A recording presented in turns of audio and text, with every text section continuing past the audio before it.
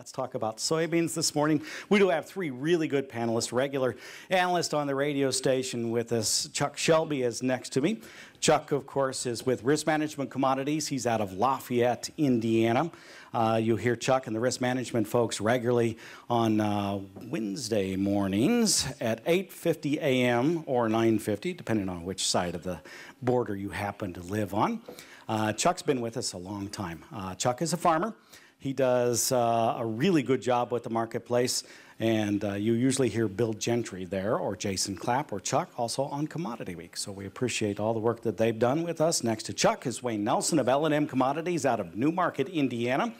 Wayne is our Tuesday afternoon and morning at 9:50 and 2:06 analyst, and has been there since the very beginning. He's one of those folks that's been around a long time. All these guys volunteer.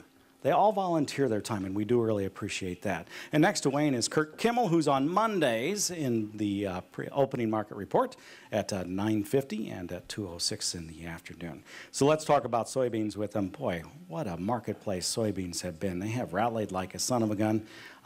Supplies are really tight in beans, but there's a big crop coming out of South America by most accounts, even if it's cut back. What do you think about the bean market, the rally that's taken place for old crop at this time, and what producers should consider in terms of where prices headed, Chuck?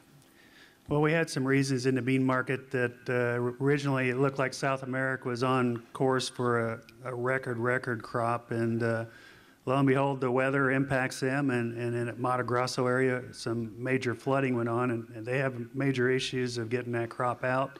Also, some damage to the bean crop down there. That was, one of the triggering mechanisms to get the market to go up when many thought it wouldn't be able to do that. And then China, instead of canceling, decided to surprise most everyone and continue to buy beans. That's what's caused this market to have the increase we've seen. We've got some other factors going on. Maybe it's a pretty mature market, but when you look at China's problem now appears to be the same problem we have at harvest. They got too many beans coming and not the ability to physically get them unloaded. So kind of a backlog may occur. But I think the bean market, a mature market, but as long as China continues to take that crop, I think they're supported. Pretty good profit market again as we go forward. We can talk about some more, but the new crop is going to be what's interesting, I guess. Are we going to have a lot more acres, and is that back-end bean price a fair price for what we know right now? He mentioned that this is a mature bean market, referring to the old crop, Curt. Do you think it's a mature bean market or not? Well, that usually means it's topping or up at the top end, by the way. It depends on your definition of mature, I guess. No, we've scooted right along in through here. Like Chuck said, China's not canceled. In fact, they've taken them. Whether they cancel down the road or option origin switch, we'll see. But the technicians, the Elliott Wave guys, has got this market going up to $15.95. Old crop clear into this summer. Technically looks good. Fundamentally, the fundamentals are starting to tighten up the supply-demand balance sheet. As far as new crop goes, USDA came out with the average price of new crop beans down around this $9.65 level. So we got the best of two worlds here. We can be bullish old crop and bearish new crop. Bullish old, bearish new, and work that spread. Some of your bigger traders have been working the July, November bean spread here for a while. They broke out above $2. As long as it stays above $2, July over November, they look for that spread to widen on out to the $3 benchmark. As far as mature, we really won't know until we get into the summer, because if these exports stay strong, and the bull's talking about a 60 million bushel carryout because these exports are so strong, well, the bear's talking about importing beans later on in June and July. So this market's just now getting going. There's going to be a lot of ups and downs in through there. The bean market's where the action is going to be, and it's going to be most talked about as we go into the new crop marketing. Wayne, do you want to be in the middle on this one or not? Well, it's mature market because it sure aged me, I'll tell you that. But as we look at it, These guys didn't even mention the Ukraine and what President Putin is maybe going to do. And the one thing about that is, that's a wild card, is no one knows for sure. I don't think any of us have any direct line to know what he's thinking, what he will do, or what our community organizer will do in response.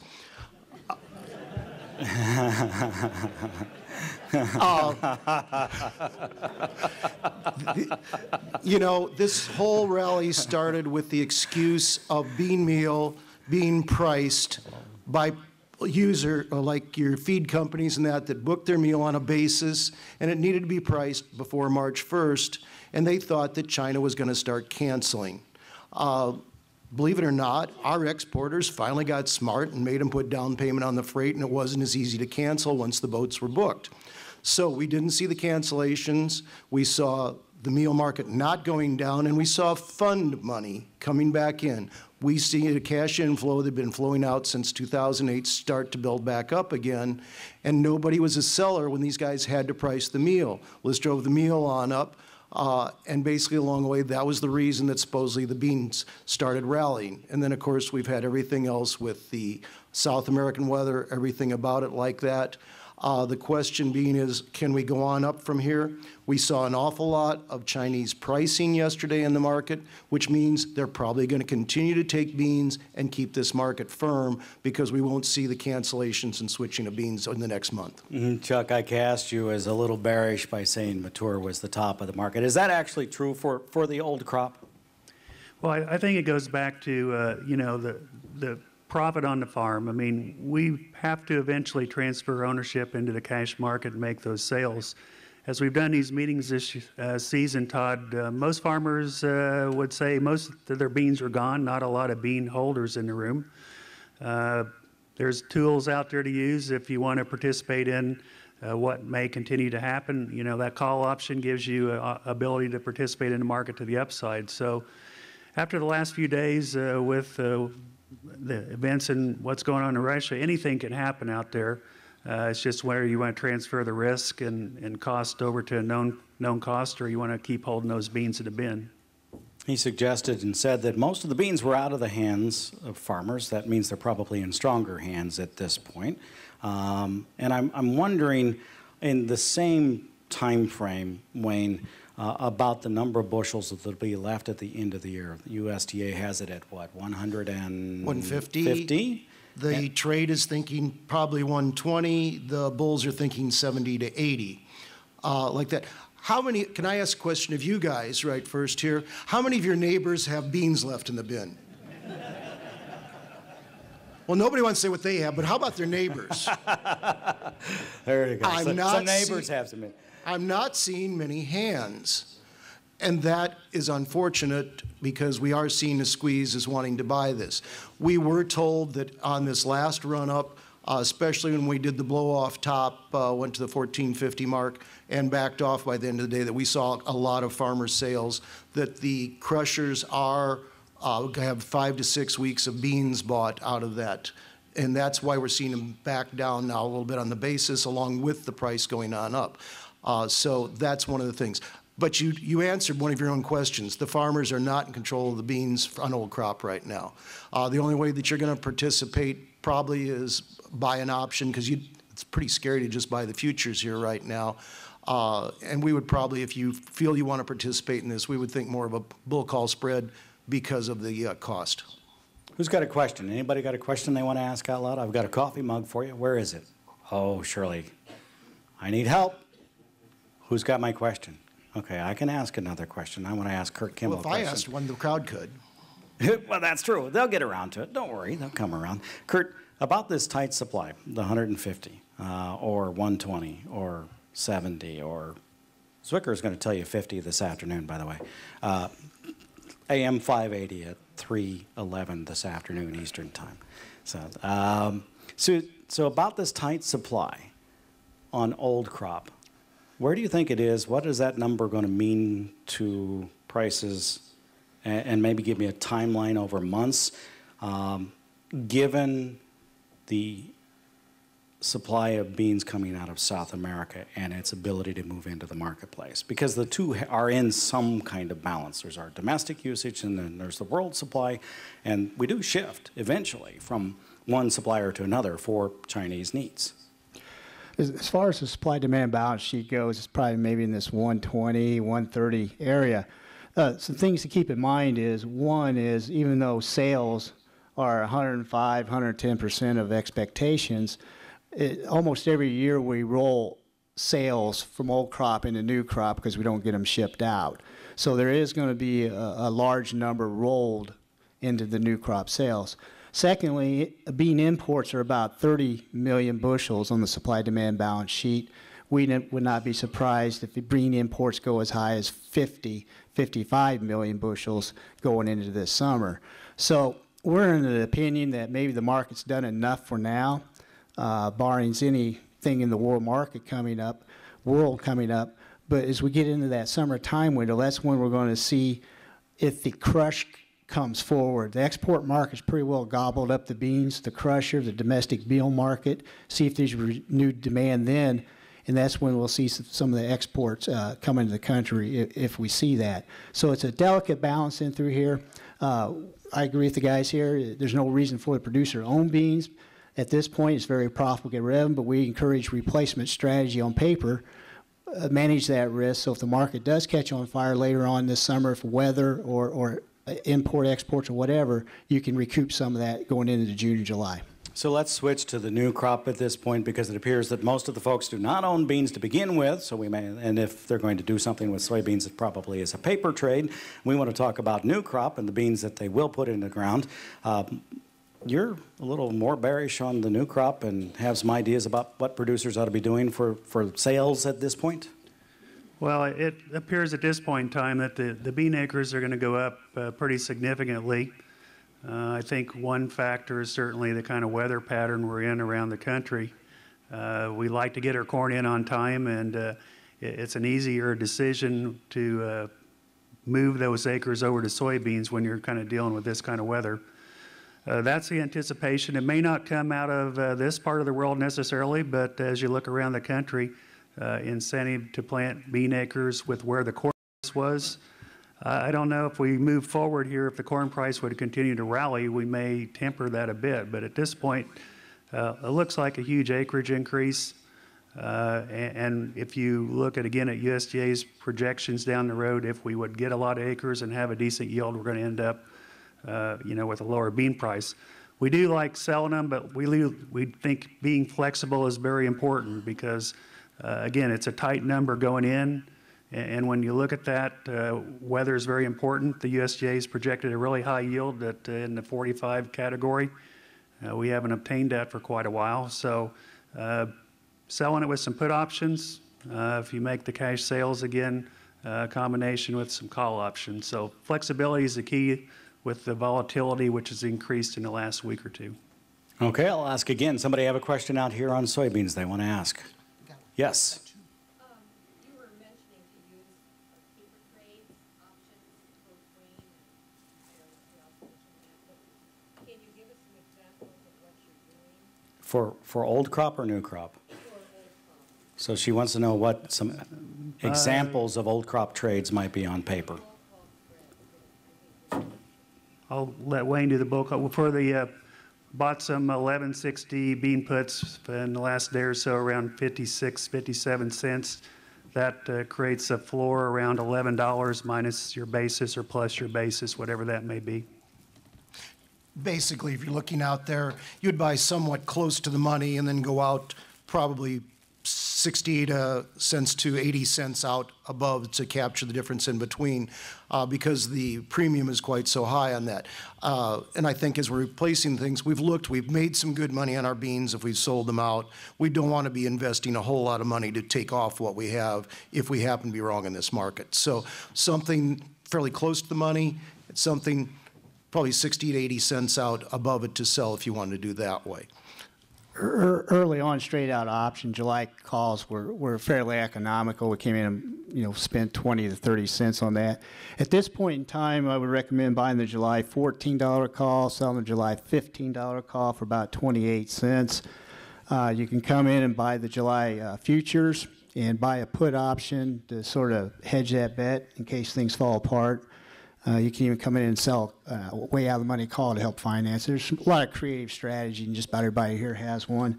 As far as new crop beans, what we've done a lot is bought the November $11 put, sold the November $10 put on the spread to protect our downside. It seems when we were in January and we were going to zero at that time, and we went below $11 or prospects of beans being below $11, that's when guys started feeling the pain, per se. So we want to defend the $11 to $10 benchmark. If things get bearish, we want to protect that dollar move to the downside. This is a flexible strategy where you can do some other creative things to manage that downside risk. I'm told there's another question, but I didn't see it. Where is it? Back here in the back. Yes, sir.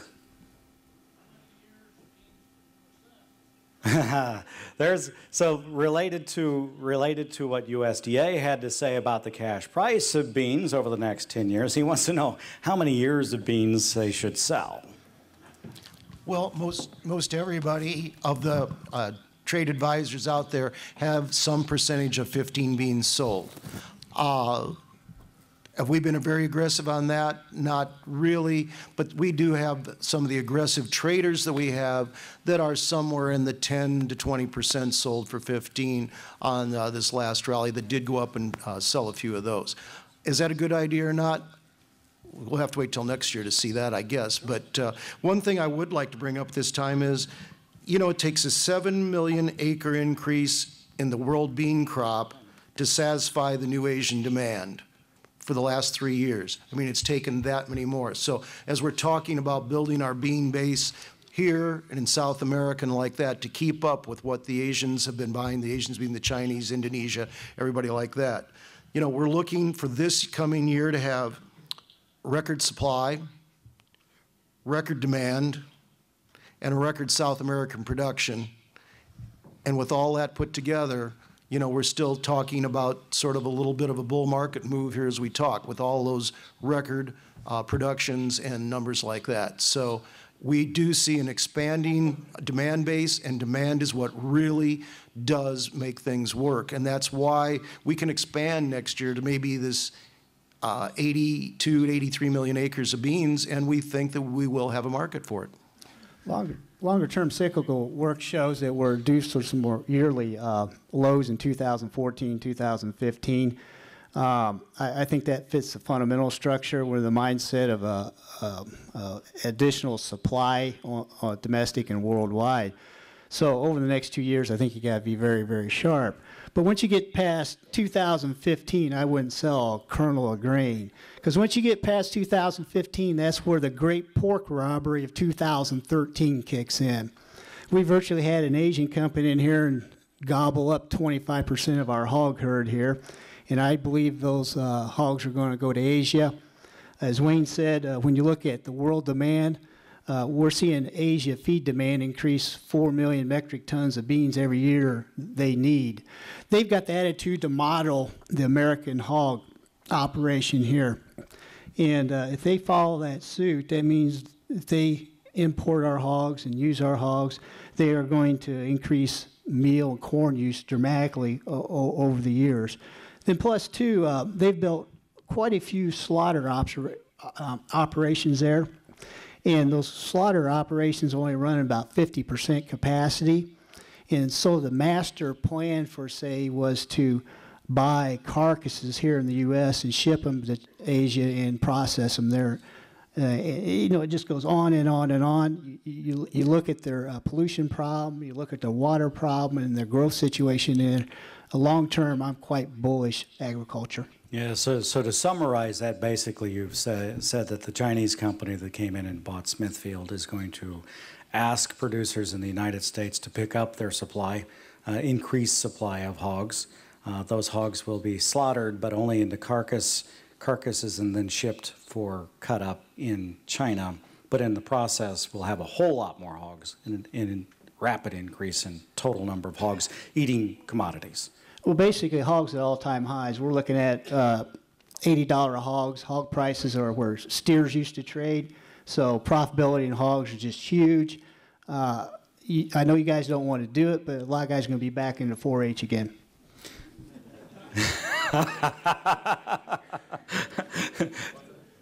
Chuck, let's see, where were we? Oh, yes, we were looking further out on sales for soybeans. Right. Well, I think we got to reflect back how we felt in January. I think our plan has been defensive. I hope all these things happen, that the demand base is bigger and faster. There's a little problem in the short run with hogs is PED and building those numbers back up. But to answer your question, our plan at risk management, and my plan and my son's plan, I'm playing defense here. I hope all the good things happen. But back in January, when it looked like we're going to go below the cost of production with little hope, in my budget again, I've said all winter, $4 lower corn doesn't work, and $9 beans doesn't work. So being defensive and using some of these tools that are available to us, I think is important. And I'll let the good side of all the upside price potential. I love that. I think it's great. We've seen some reasons in the last 2 months that have maybe made us more optimistic, but I'm in the mode of playing defense till I see these things become factual. Other questions from you out here? Yes, sir. I don't know much about agriculture, so what worries do we have with all this more erratic weather we're seeing about bean yields? What should we look for weather events that might affect beans? So the question is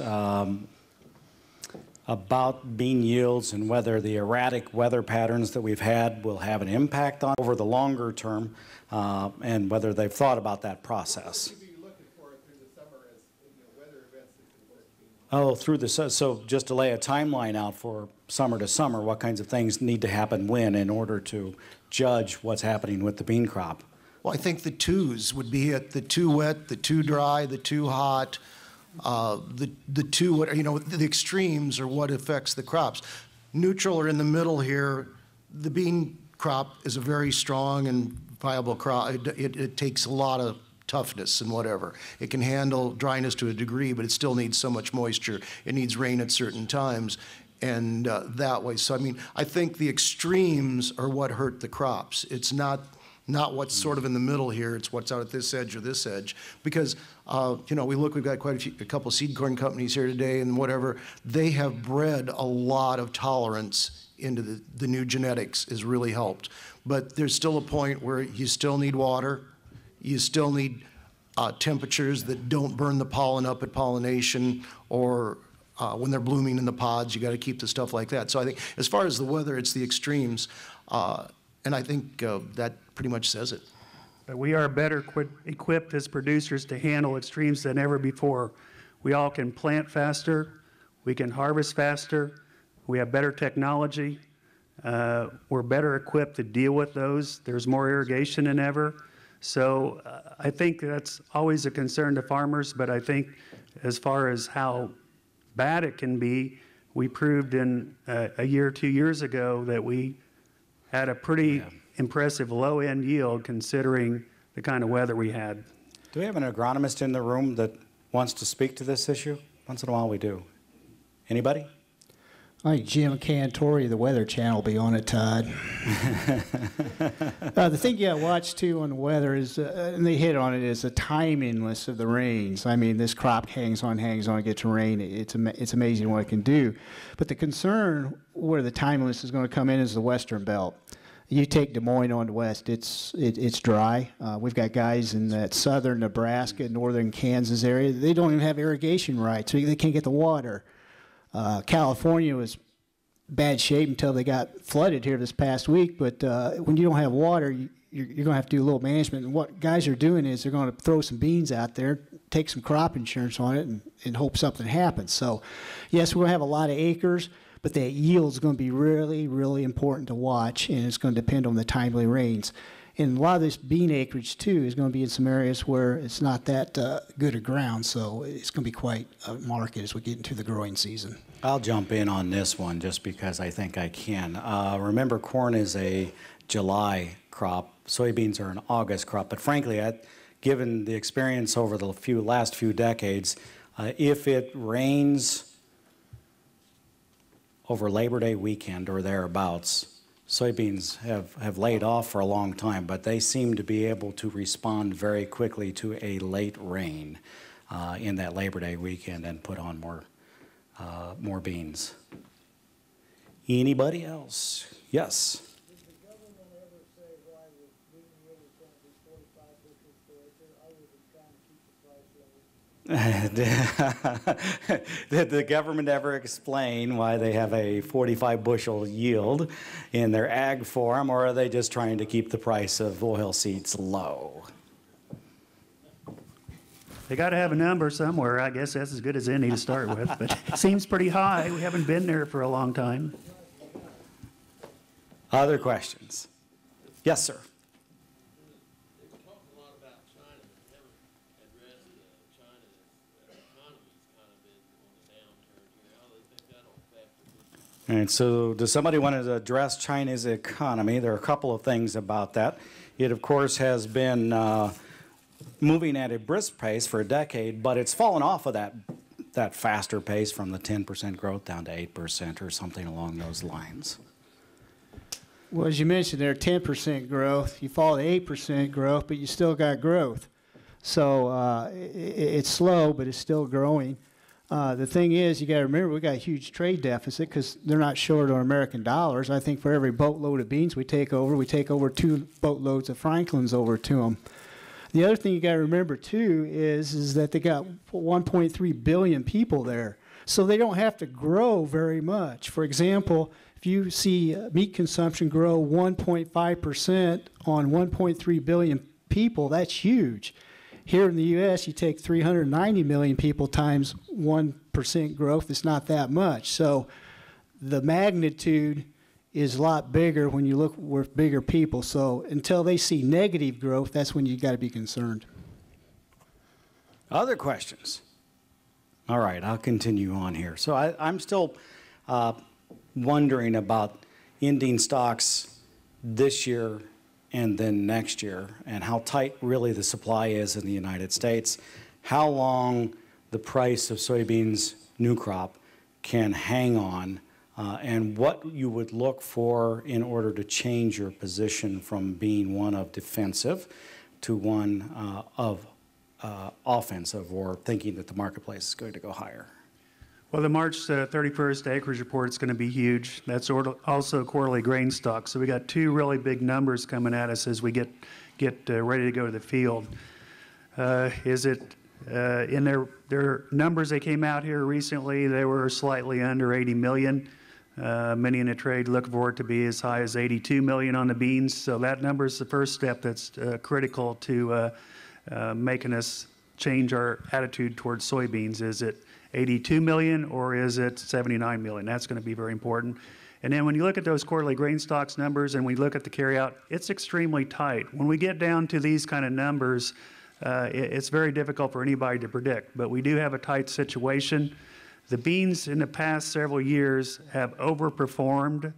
They have done better than most people thought as far as where the price action ended up, Todd. So I think that's a little bit in the back of our minds that maybe it can be better. But again, going into it, playing defense to start with, and then if we see acres be too small, and then if we see a weather pattern develop later on that is not helpful for the bean market. Wayne, your view on that new crop number? 82 to 83 million acres. There's a couple things, and Chuck brought them up. Will they find more beans? Do we actually produce more?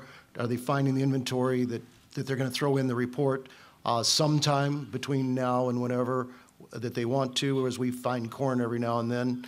Will they increase the imports? If we do continue to ship out to China at the rate we're doing, will they actually increase the imports on the balance sheet to keep us at that 120 to 150 area? We've noticed that, Cargill imported some beans back, and that did not go well for public opinion. We seem to have the group on the East Coast that brings in meal and whatever, and that can sort of depress things, and they they aren't buying from farmers across the country, so their credibility or how they feel, how the farmers feel about the public opinion doesn't hurt us bad. The planting intentions. When are we going to find these extra acres that were prevented plant? Yeah.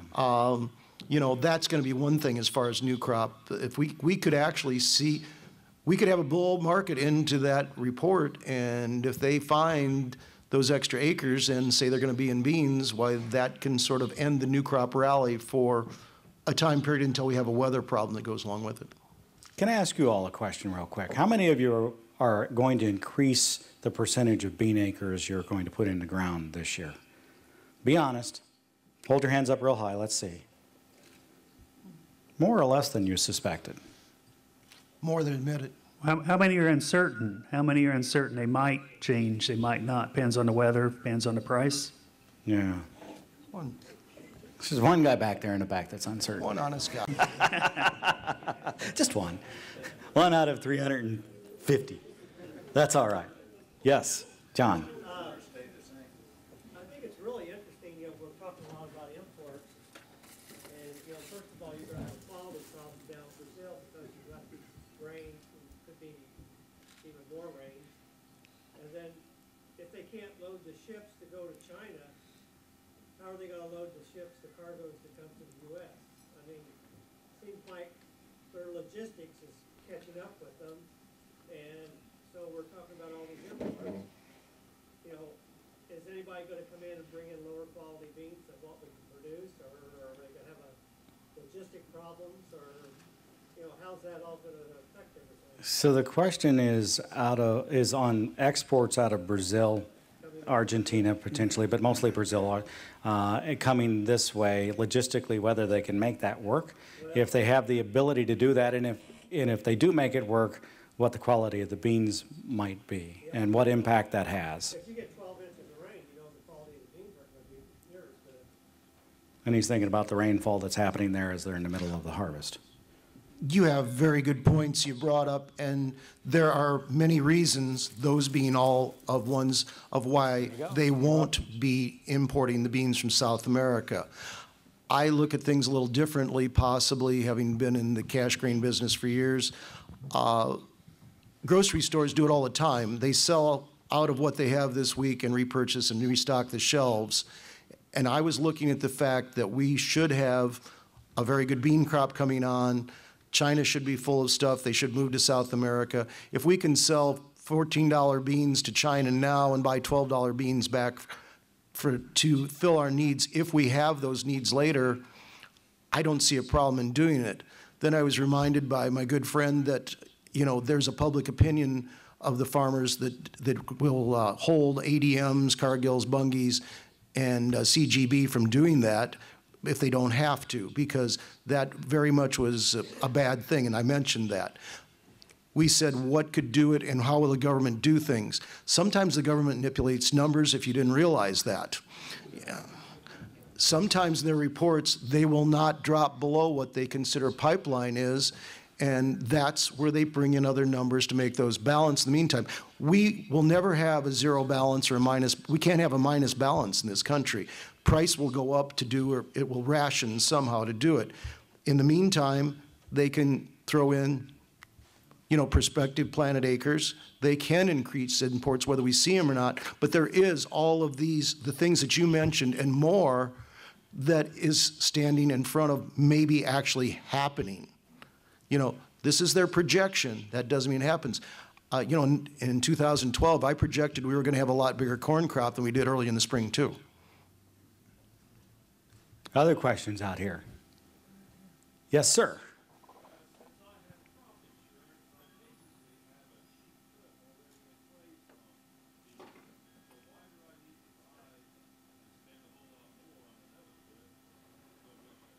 He's got crop insurance, or he will have shortly. He wants to know why the heck he would bother buying a put, because he's already got crop insurance. Well, the best you could buy is 85%. That doesn't cover all your bushels. If you want to use your crop insurance for the bushels you can cover, that's one strategy. I've never looked at crop insurance as a total marketing tool. I looked at it as a revenue tool and a yield factor. So I personally don't look at that as the whole answer, as some may do, but it certainly doesn't cover all your bushels. One thing we found is that rely on that, you're kind of not pulling the trigger. You still need to make sales and some timely sales. But also, too, there's a little lag in there. Some of the guys I work with figure they need an additional 50 cents a bushel to make that truly work. I mean, you got that revenue, that number there to work with, but where you're at now and where you want to be, there's a 50-cent lag. And so we try to take an extra 50 cents out to make the numbers come out right. Also, as you're looking at that, that works great for a total dollar return on your farm if you sell nothing in between. If you looked at this last year, how did it work for the farmer that had tremendous yields and basically just stayed right above his guarantee and collected nothing? How many guys didn't have a tremendous corn crop, and if he sold nothing or didn't use his crop insurance as protection against a pre-sell when the price was still up there and you took the low price, you still had the dollar guarantee, but it didn't hold your price up? Other questions? Anybody got one? Yep. Is Venezuela big enough to bother the bean market if they pry the beans out of the farmer's hands? Oh, is Venezuela big enough to manage to do anything in the marketplace? Of course, like Ukraine, they're having some political troubles there. Some you used very casually there, Todd. I think they got a lot of political problems there in Ukraine. But are they big enough? They have always been sort of the hang on, do whatever. Yes, if they would flood the market with them right now, that would drop your basis and things for a while. It would put the world a little more at ease. But in all honesty, no. That they're going to look more at what Brazil and the U.S. is going to do, because they're going to eventually sell. They don't have them. They're going to have to sell at a point. So they're going to come to market. It's at what point in time. It's like the timing thing that Chuck talked about with the rain. And I had one more question out here. Where was that? Yes. I was just thinking, as long as the Yankee dollar is under pressure, aren't we going to stabilize or generally stabilize commodity prices anyway? As long as the dollar remains under pressure, will it stabilize commodities? I think another positive factor that's in the back of my mind is inflation. I believe that that's at work here. When you look at the price of beef and pork, typically those kind of prices would kill the demand at the meat counter, totally wiped it out. Look at the price of gasoline in this country. Consumers have accepted that. So I think, to your point there, I can't imagine the dollar jumping up radically and hurting us on that side. So I believe inflation is a behind-the-scenes positive. When you look at the U.S. dollar weak, you know, you think naturally stronger commodity demand, but you got to compare what country you're comparing that dollar to. Right now, Russia, Ukraine, their currency is just terrible. And then when you look at the southern hemisphere, their currency is even worse than ours. So it depends what country you tie that to. There was a survey that was taken, and it was taken to the Chinese, and they, what is the strongest and the best country, and what would you like to emulate? And they overwhelmingly said the U.S. Now they said, in 10 years, where would you rather be? And they said China, because they actually had more faith in us today, but not down the road. So we're still the major power in the whole thing as we go for now, but China and all of their people believe that in 5 to 8 years, China will be. Other questions? Yes. So the Chinese have 1.3 billion people. India has 1.1, if I remember correctly, or thereabouts. He's wanting to know about India and whether they can become a mover in the marketplace or would ever become a mover in the marketplace. As soon as they start eating beef, they will be. Nice.